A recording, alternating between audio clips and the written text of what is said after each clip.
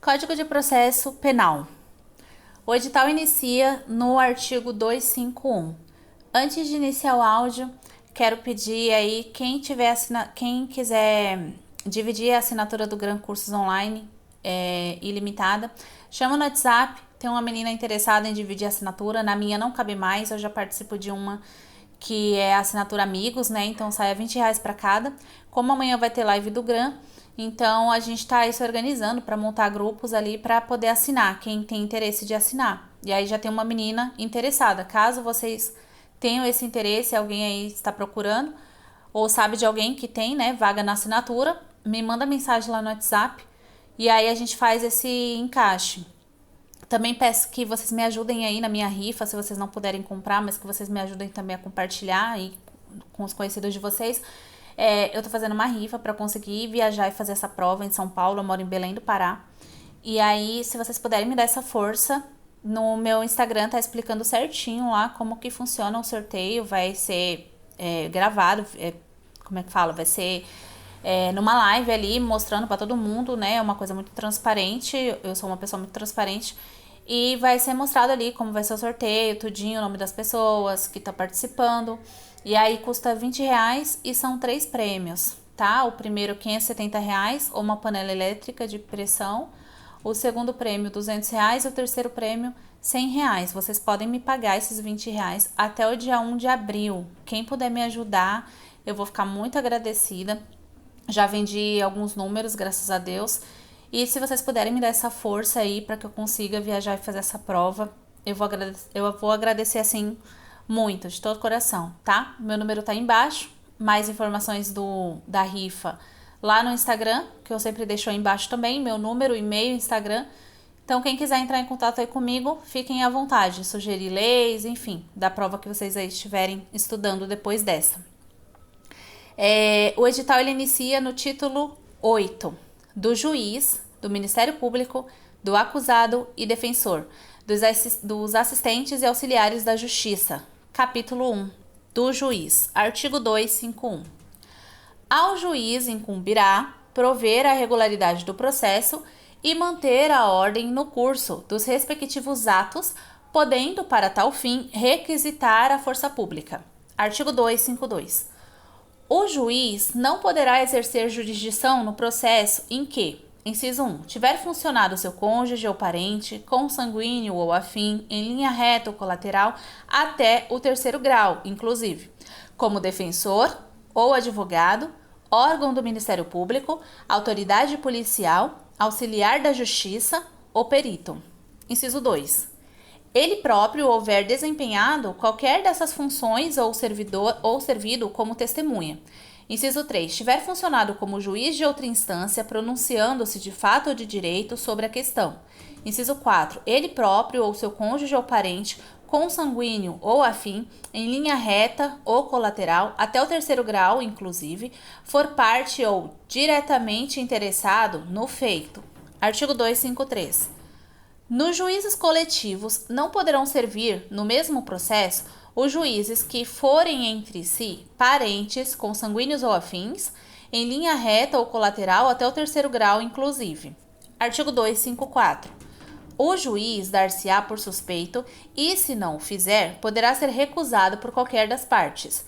Inciso 1. Se for amigo íntimo ou inimigo capital de qualquer deles. Inciso 2. Se ele, seu cônjuge, ascendente ou descendente estiver respondendo a processo por fato análogo sobre cujo caráter criminoso haja controvérsia. Inciso 3. Se ele, seu cônjuge ou parente consanguíneo ou afim até o 3º grau, inclusive, sustentar demanda ou responder a processo que tenha de ser julgado por qualquer das partes. Inciso 4. Se tiver aconselhado qualquer das partes. Inciso 5. Se for credor ou devedor, tutor ou curador de qualquer das partes. Inciso 6. Se for sócio, acionista ou administrador de sociedade interessada no processo. Artigo 255.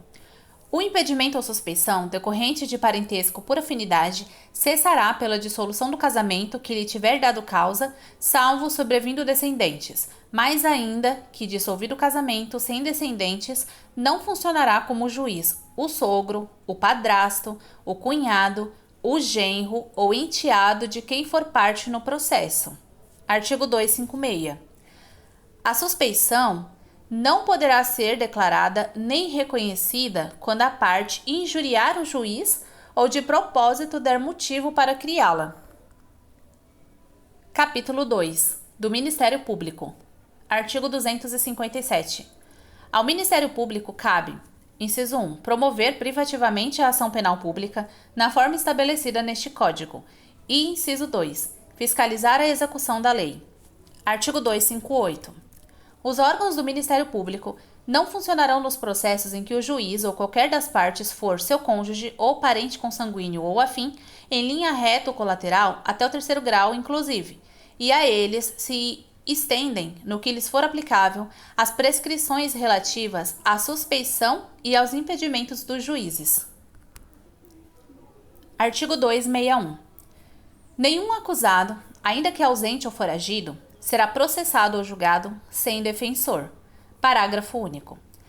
A defesa técnica, quando realizada por defensor público ou dativo, será sempre exercida através de manifestação fundamentada. Artigo 262. Ao acusado menor, dar-se-á curador. Artigo 263. Se o acusado não o tiver, ser-lhe-á nomeado defensor pelo juiz, ressalvado o seu direito de, a todo tempo, nomear outro de sua confiança, ou a si mesmo defender-se, caso tenha a habilitação. Parágrafo único. O acusado que não for pobre será obrigado a pagar os honorários do defensor dativo arbitrados pelo juiz. Artigo 264. Salvo motivo relevante, os advogados e solicitadores serão obrigados, sob pena de multa de 100 a 500 mil réis, a prestar o seu patrocínio aos acusados quando nomeados pelo juiz. Artigo 265. O defensor não poderá abandonar o processo senão por motivo imperioso, comunicado previamente o juiz, sob pena de multa de 10 a 100 salários mínimos, sem prejuízo das demais sanções cabíveis. Parágrafo 1. A audiência poderá ser adiada se por motivo justificado o defensor não puder comparecer. Parágrafo 2. Incumbe ao defensor provar o impedimento até a abertura da audiência. Não o fazendo, o juiz não determinará o adiamento de ato algum do processo, devendo nomear defensor substituto, ainda que provisoriamente ou só para o efeito do ato. Artigo 266. A constituição de defensor independerá de instrumento de mandado, se o acusado o indicar por ocasião do interrogatório. Artigo 267. Nos termos do artigo 252, não funcionarão como defensores os parentes do juiz. Capítulo 5. Dos funcionários da Justiça. Artigo 274. As prescrições sobre suspeição dos juízes estendem-se aos serventuários e funcionários da Justiça no que lhes for aplicável. Título 10. Das citações e intimações. Capítulo 1. Das citações. Artigo 351. A citação inicial far-se-á por mandado, quando o réu estiver no território sujeito à jurisdição do juiz que a houver ordenado. Artigo 352. O mandado de citação indicará: inciso 1. O nome do juiz. Inciso 2. O nome do querelante nas ações iniciadas por queixa. Inciso 3. O nome do réu, ou, se for desconhecido, os seus sinais característicos. Inciso 4. A residência do réu, se for conhecida. Inciso 5. O fim para que é feita a citação. Inciso 6. O juízo e o lugar, o dia e a hora em que o réu deverá comparecer. Inciso 7. A subscrição do escrivão e a rúbrica do juiz. Artigo 353. Quando o réu estiver fora do território da jurisdição do juiz processante, será citado mediante precatória. Artigo 354. A precatória indicará: inciso 1. O juiz deprecado e o juiz deprecante. Inciso 2. A sede da jurisdição de um e de outro. Inciso 3. O fim para que é feita a citação com todas as especificações. Inciso 4. O juízo do lugar, o dia e a hora em que o réu deverá comparecer. Artigo 355. A precatória será devolvida ao juiz deprecante independentemente de traslado, depois de lançado o cúmplice e de feita a citação por mandado do juiz deprecado. Parágrafo 1. Verificado que o réu se encontra em território sujeito à jurisdição de outro juiz, a este remeterá ao juiz deprecado os autos para a efetivação da diligência, desde que haja tempo para fazer-se a citação.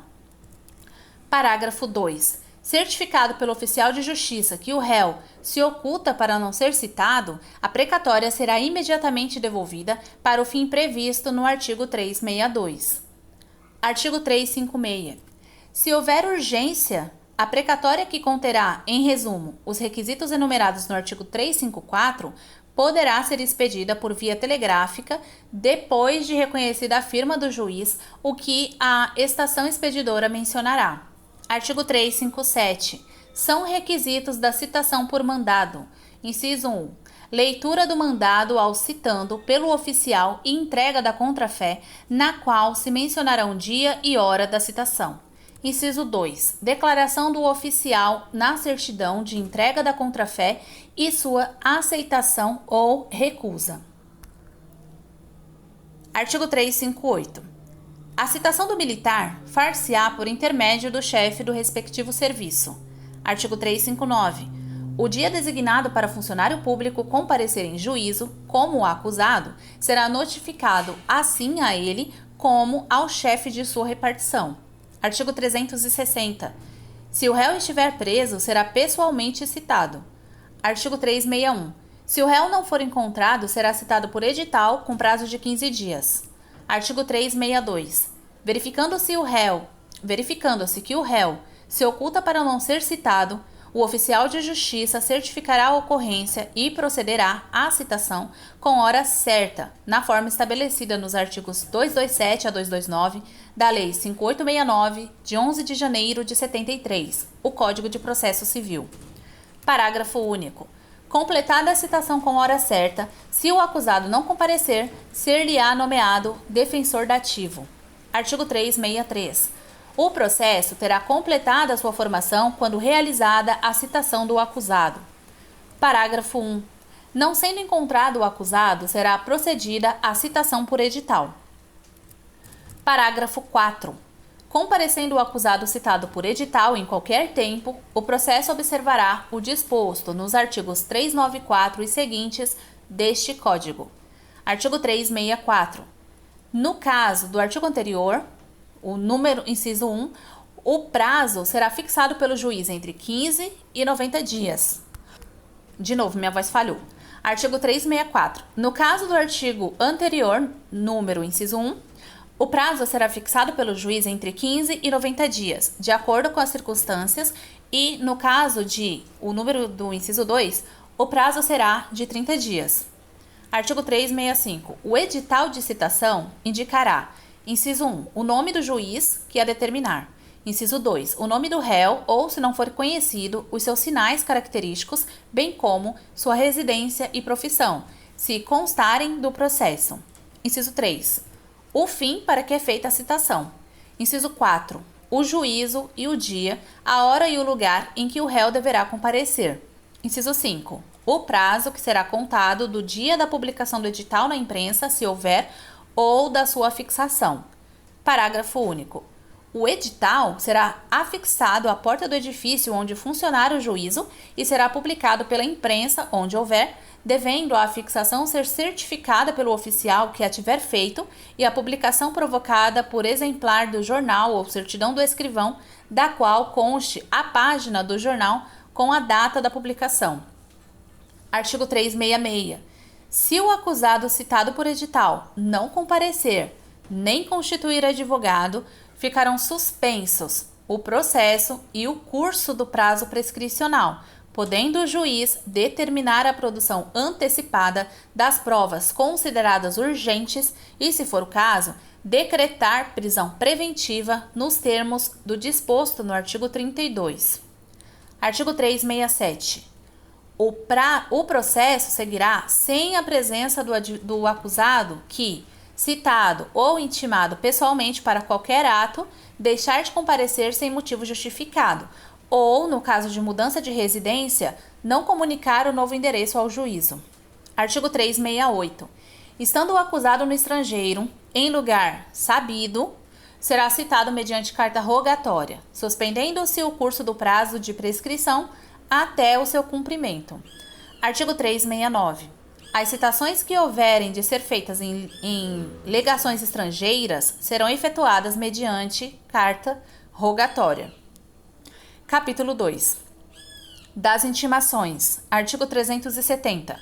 Nas intimações dos acusados, das testemunhas e demais pessoas que devam tomar conhecimento de qualquer ato, será observado no que for aplicável o disposto no capítulo anterior. Parágrafo 1. A intimação do defensor constituído, do advogado do querelante e do assistente far-se-á por publicação no órgão incumbido da publicidade dos atos judiciais da comarca, incluindo, sob pena de nulidade, o nome do acusado. Parágrafo 2. Caso não haja órgão de publicação dos atos judiciais na comarca, a intimação far-se-á diretamente pelo escrivão, por mandado ou via postal com comprovante de recebimento ou por qualquer outro meio idôneo. Parágrafo 3. A intimação pessoal feita pelo escrivão dispensará a aplicação a que alude o parágrafo 1. Parágrafo 4. A intimação do Ministério Público e do defensor nomeado será pessoal. Artigo 371. Será admissível a intimação por despacho na petição em que for requerida, observado o disposto no artigo 357.